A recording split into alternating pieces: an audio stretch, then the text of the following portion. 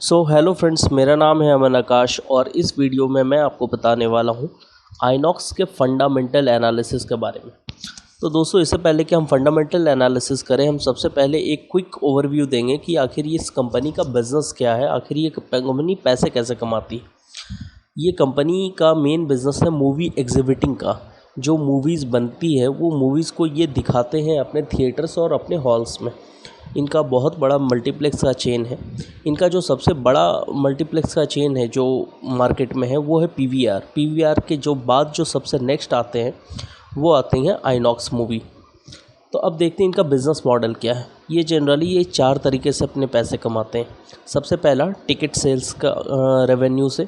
जो भी आप मूवी देखते हैं उसमें जितना भी पैसा आप देते हैं, मान लीजिए अगर आप 150 रुपये देते हैं एक मूवी देखने के लिए, तो उस 150 रुपये का कुछ हिस्सा जो है 60% या 50%, डिपेंडिंग अपॉन द कॉन्ट्रैक्ट, क्या कॉन्ट्रैक्ट कैसा है डिस्ट्रीब्यूटर और एग्जीबिटर के बीच में, वो डिस्ट्रीब्यूटर और एग्जीबिटर के बीच में डिवाइड हो जाता है। तो एक तो उस रेशियो में आप पैसे कमाते हैं। दूसरा हो गया एडवर्टाइजिंग का। दोस्तों, अगर आप मूवी देखने जाते हैं तो आपने ध्यान दिया होगा कि आपके पिक्चर स्टार्ट होने से पहले आपको बहुत सारे एडवर्टीज़मेंट दिखाया जाता है, जैसे कि मान्यवर का, बहुत सारे अपकमिंग मूवी का ट्रेलर्स दिखाया जाता है। तो उनको दिखा करके ये पैसे कमाते हैं। थर्ड इनका सोर्स ऑफ रेवेन्यू है food and beverage. Food and beverage क्या होता है, जब आप मूवी देखते हैं तो वहाँ पर आपको पॉपकॉर्न्स वगैरह का काउंटर मिलता है। आप यहाँ पर जैसे देख ही पा रहे होंगे, जैसे पॉपकॉर्न का काउंटर यहाँ पे है। यहाँ पे अगर आप देखिए तो कॉफ़ी वगैरह का काउंटर है। तो पॉपकॉर्न और कॉफ़ी का काउंटर वगैरह से इनका या तो इनका अपना काउंटर होता है या किसी और का काउंटर होता है और वो उनको रेवेन्यू शेयर करते हैं। तो तीसरा सोर्स ऑफ रेवेन्यू ये हो गया। और चौथा सोर्स ऑफ रेवेन्यू उनका हो गया, जब आप कोई भी ऑनलाइन बुक करते हैं किसी टिकट को, जैसे बुक माई शो पे या पेटीएम पे, तो जो आप कन्वीनियंस फ़ी देते हैं टिकट को बुक करने के लिए, उस कन्वीनियंस फ़ी को भी पिक्चर हॉल्स यानी आइनॉक्स और बुक माई शो वगैरह किसी एक ख़ास परसेंटेज में शेयर कर लेता है। ये उनका आपस का जो कॉन्ट्रैक्ट है उस बेसिस पे ये डिसाइड होता है। तो दोस्तों, हमने आपको बता दिया कि इस कंपनी का बिज़नेस मॉडल क्या है। अब कोविड-19 पैंडमिक के कारण इनका बिज़नेस हिट कैसे हुआ और करेंटली इनके बिज़नेस में क्या चल रहा है, मैं आपको वो बता रहा हूँ।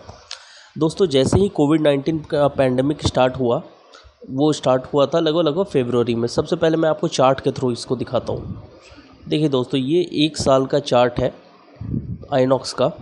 इससे पहले की ये देखिए, ये डेट है 24 फरवरी का, यहाँ पर आपको डेट दिख रहा है। इससे पहले ये कंपनी बहुत ही अच्छा ग्रो कर रही थी, बहुत ही अच्छा रिटर्न दे रही थी। इनका ग्राफ भी देखिए इस तरह से अब ग्रोइंग ग्राफ था। लेकिन फिर आता है दोस्तों ये 24 फरवरी का डेट।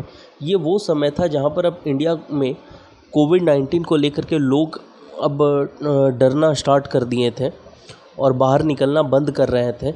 इनका बिज़नेस जो है, ऐसे तो इनको अपने हॉल्स को, अपने मूवी थिएटर्स को पैन इंडिया 10 मार्च या 5 मार्च से बंद करना पड़ा था, लेकिन इनके पास लोग आना बंद कर दिए थे लगभग 28 फरवरी या 25 फरवरी, 20 फरवरी के हिसाब से, आसपास से ही।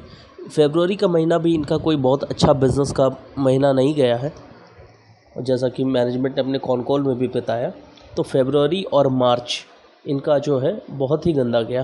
तो उसी हिसाब से इनका जो है इफ़ेक्ट जो हुआ, जो इनका बिज़नेस पे कोविड-19 का, उनके शेयर प्राइस पे भी दिखता है। देखिए ये 24 फरवरी के बाद ये शेयर कैसे एकदम स्टीपली नीचे गिरा और अभी जा कर के ये 220, 230, 240 के रेंज पे अब ट्रेड कर रहा है। अब इसके साथ अगर आपके रेवेन्यू जनरेशन नहीं हो रही है, अगर मूवी थिएटर्स वगैरह बंद हो गए हैं, तो आपको जो है दिक्कत यहाँ नहीं आती। दिक्कत आती है कि आपको अपने खर्चे तो लग रहे हैं ना, कॉस्ट जिसको बोलते हैं। आप एक बार हम आते हैं, आपको कंपनी के इन्वेस्टर प्रेजेंटेशन पे दिखाते हैं। देखिए कंपनी का, अगर आप इन्वेस्टर प्रेजेंटेशन अगर आप देखते हैं तो ये देखिए सबसे पहले पेज में उन्होंने लिखा है कि हीरोज़ विल राइज़। दूसरे पेज में उन्होंने एक पीपी किट पहन करके एक आदमी खड़ा है और वो आपको बता रहा है कि आइनॉक्स सिनेमा सेफ़ है। यानी ये इश्यूज़ चल रहे हैं अभी इनके साथ, ये इश्यूज़ उनके बिज़नेस को हिट करने वाले हैं। अब आप देखिए इनका Q1 का रेवेन्यू क्या जनरेशन हुआ है। आप यहाँ देख सकते हैं सिर्फ इनको 3 करोड़ रुपए का रेवेन्यू जनरेशन हुआ है। अगर इसी क्वार्टर वन में, पिछले साल के क्वार्टर वन में देखें तो 496 करोड़ का था। तो कहाँ 496 करोड़ और कहाँ 3 करोड़। तो ये ऐसा क्यों हुआ?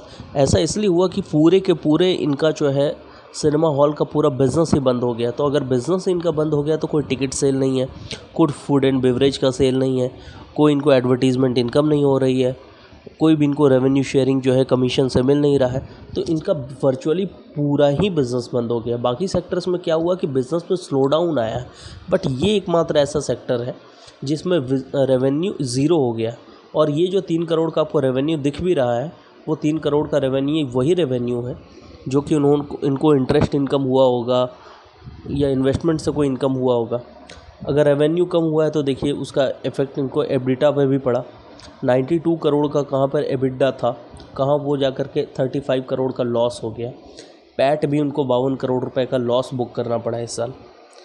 अब देखिए कंपनी के साथ दिक्कत ही है, रेवेन्यू नहीं हो पा रहा, वो तो ठीक है, समझ में आता है, क्योंकि गवर्नमेंट ने उनको बंद करके रखा हुआ है सोशल डिस्टेंसिंग नॉर्म्स के चक्कर में। पर खर्चे तो ये मैनेज कर सकते हैं ना। तो इस कंपनी के साथ एक बेस्ट चीज़ ये है कि इन्होंने अपने खर्चे बहुत अच्छा मैनेज किया। अगर आप देखें तो क्वार्टर वन में, पिछले साल के क्वार्टर वन में यानी फाइनेंशियल ईयर 20 के क्वार्टर वन में कहाँ इनको 69.3 करोड़ का एम्प्लॉय बेनिफिट एक्सपेंसेस पे करना पड़ता था। इस बार 24.9 करोड़ है, यानी कितना कम हुआ है। ये कम कैसे हुआ होगा? ज़रूर कुछ एम्प्लॉयज़ को रिट्रेंच किया गया होगा, कुछ एम्प्लॉयज़ को ले ऑफ किया गया होगा, नौकरी से निकाला गया होगा, प्रमोशंस कट किए गए होंगे, बहुत सारा सैलरी कट किया गया होगा, ग्रोथ कट किया गया होगा। दूसरा इनका मेन खर्चा होता था पावर एंड फ्यूल का, इलेक्ट्रिसिटी चार्जेस वगैरह का। तो जब सिनेमा हॉल ही बंद है तो इलेक्ट्रिसिटी चार्जेस भी नहीं लग रहे हैं। तो आपको अब एक बात लगता होगा कि ये 3.8 फिर भी आ रहा है, वो क्या है? तो दोस्तों बहुत बार होता है कि आप इलेक्ट्रिसिटी कंज्यूम करें या ना करें, आपको कुछ मिनिमम अमाउंट तो पे करना ही होता है। तो वो घट करके 3.8 आ गया है, पर फिर भी देखिए बहुत हद तक कंट्रोल है इनके खर्चों में।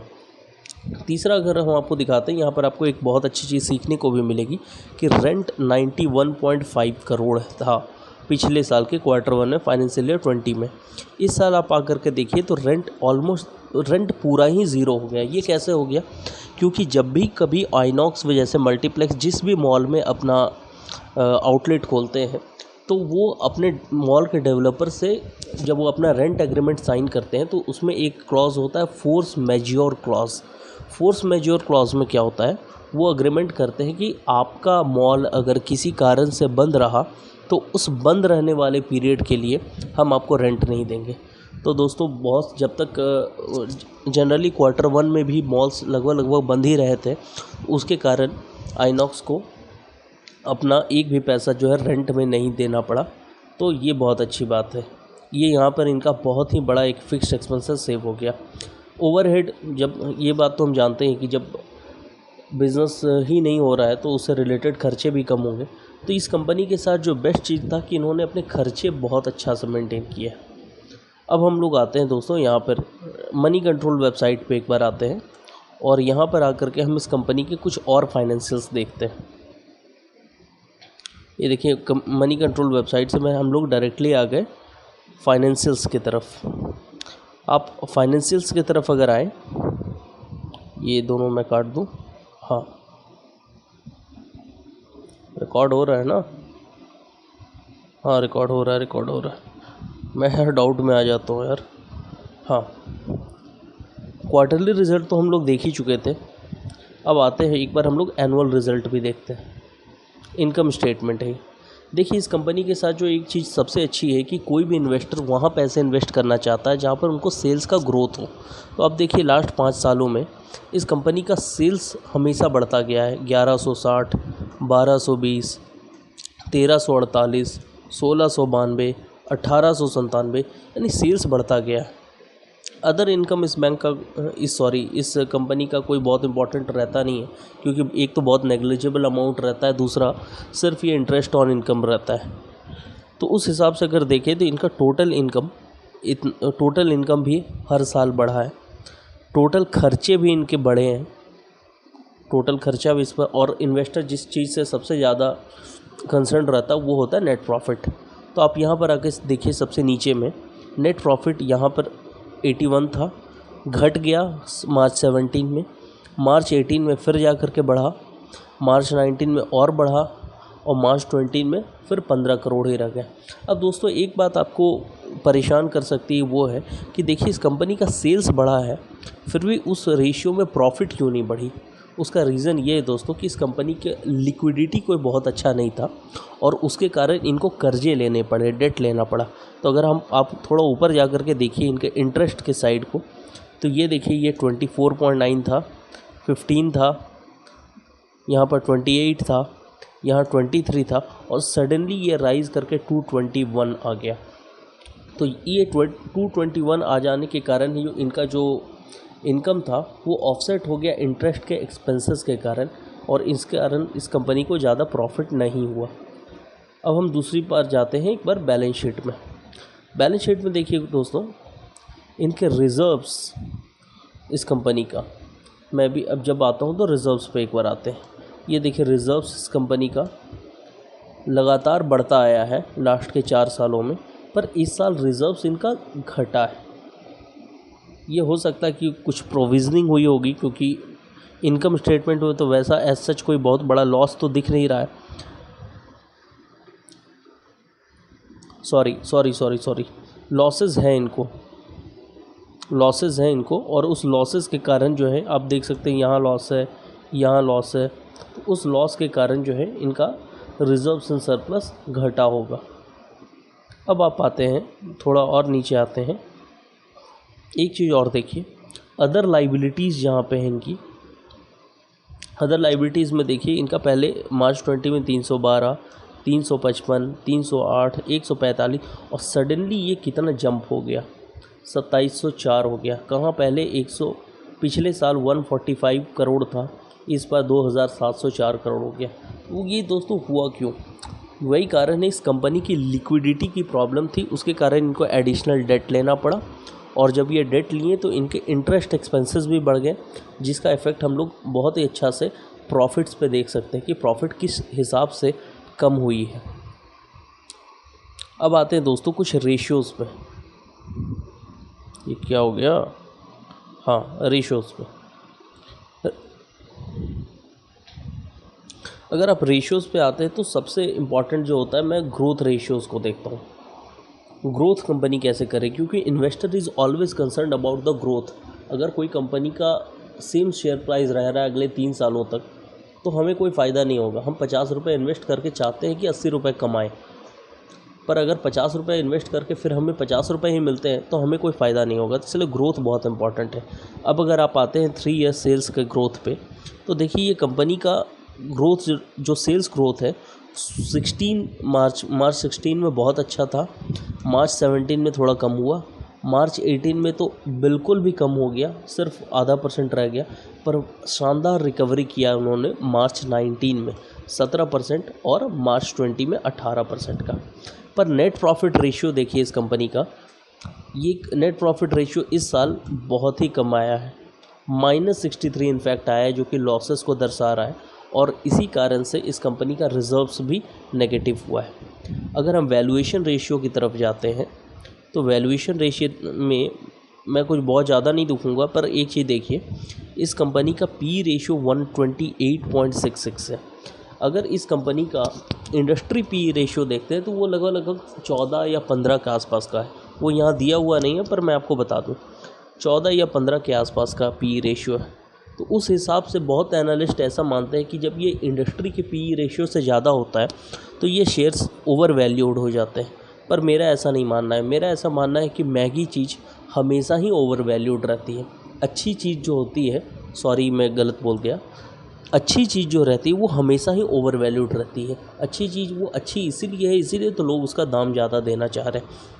अगर EBY EBITDA रेशियो देखते हैं तो ये 4.51 है। इस 4.51 मेरे हिसाब से ये बहुत ही सही रेशियो है, क्योंकि मैं तो 6 से 10 के आसपास का रेशियो को बहुत ही आइडियल मानता हूँ इन्वेस्टमेंट करने के लिए। और अब आते हैं शेयर होल्डिंग की तरफ। इस कंपनी का देखिए 51% शेयर जो है प्रमोटर्स ने होल्ड कर रखा है।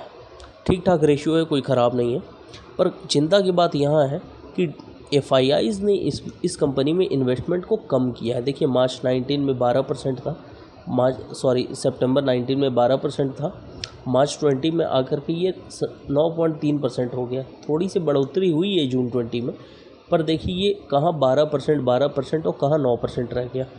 सेम डीआईआईज़ ने भी अपना इन्वेस्टमेंट कम किया है, कहाँ 31%, कहाँ 28%। दोस्तों अगर एफआईआईज़ या डीआईआईज़ अगर किसी कंपनी में शेयर होल्डिंग घटा रही है तो ये उस कंपनी के लिए कोई बहुत अच्छा साइन नहीं होता है।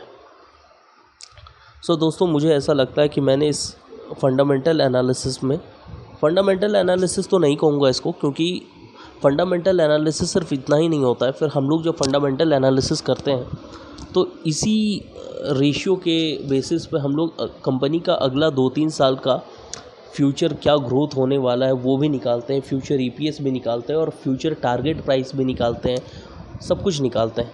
बट सेबी की ऐसी गाइडलाइंस है कि उसके कारण हम लोग आपसे वो सारे डाटा को शेयर नहीं कर सकते हैं जिस डाटा के बारे में एस्टीमेट्स लगाया जाता है। तो सेबी के गाइडलाइंस को ध्यान रखते हुए हम आपसे वो डाटा शेयर नहीं कर रहे हैं। बट हम आपको एक बात बता दे रहे हैं कि इन इन्फॉर्मेशन को यूज़ करके आप कंपनी की फ़ंडामेंटल एनालिसिस कर सकते हैं और अपने इन्वेस्टमेंट डिसीजंस को ले सकते हैं। दूसरी बात एक और मैं आपको स्ट्रिक्ट वार्निंग यहाँ पर दे देता हूँ। मैंने आपको जो कुछ भी यहाँ पर आइनॉक्स के बारे में इस बार बताया है इस वीडियो में, वो एक सिर्फ़ और सिर्फ एडुकेशनल पर्पज़ से बनाया हुआ वीडियो है। ये किसी भी एंगल से बाई, सेल या होल्ड करने के लिए इन्वेस्टमेंट एडवाइस नहीं है। तो आप अगर अपनी इन्वेस्टमेंट डिसीजन लेना चाह रहे हैं तो सेबी रजिस्टर्ड इन्वेस्टमेंट एडवाइज़र की एडवाइस लीजिए या अपनी खुद स्टडी कीजिए और उसके बेसिस पे कीजिएगा। अब जाते जाते मैं आपको इस कंपनी के बारे में एक कंक्लूज़न भी दे जाऊं। इस कंपनी के साथ एक चीज़ इन फ्यूचर क्या ख़राब होने वाला है कि जब कभी भी गवर्नमेंट अगर इस कंपनी को खोल भी देगी, मूवी थिएटर्स को खोल भी देगी, तो क्या कोई आदमी जा कर के मूवी देखना चाहेगा? क्योंकि अभी ऐसे सिचुएशन में अभी आपको अगले 1 महीना, 6 महीना, 7 महीना, 8 महीना तक तो डर लगता ही रहेगा। तो मुझे ऐसा लगता है कि मूवी थिएटर्स की ऑक्यूपेंसी अभी भी कम रहेगी जब मूवी थिएटर्स खुल जाएंगे तो भी। तो उस हिसाब से मुझे लगता है कि इन कंपनीज़ का अगले 1 साल या 6-8 महीने तक भी या पूरा ये साल में ही उनका कोई बिज़नेस कोई बहुत ज़्यादा ग्रो नहीं करने वाला है। अगर वो अपने बिज़नेस के ग्रोथ को पिछले साल के मुकाबले 60% के पर भी रख लेते हैं तो मैं मानूंगा कि उनकी मैनेजमेंट काफ़ी एफिशिएंटली काम की है। So guys that's it from me. Thank you and bye bye, and please like and subscribe to my channel. Thank you. Bye bye.